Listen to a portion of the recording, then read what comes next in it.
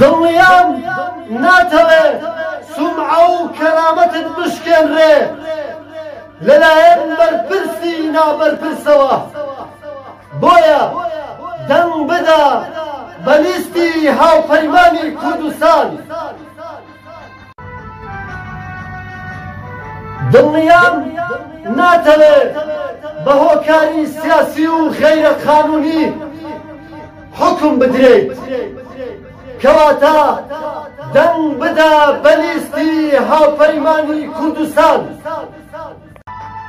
دڵنیام دەتەوێت چێژ لە ئازادی ڕادەربڕین وەربگریت و مافی خۆپیشاندان و ناڕەزاییت لێزەوت نەکرێت، کەواتە دەنگ بدە بە لیستی هاوپەیمانی کوردستان. دڵنیام ناتەوێت ئازاری ئەشکەنجە و لێدان بچێژی بە بیانووی لێکۆڵینەوە، کەواتە دەنگ بدە بە لیستی هاوپەیمانی کوردستان.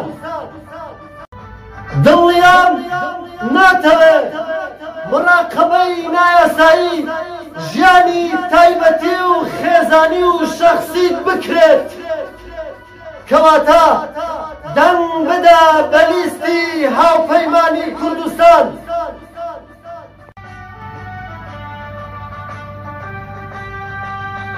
دڵنیام ناتەوێت عەرەب دەست ببات بۆ شەرەف و ناموسی خێزانی کورد، کەواتە دەنگ بدە بە لیستی هاوپەیمانی کوردستان.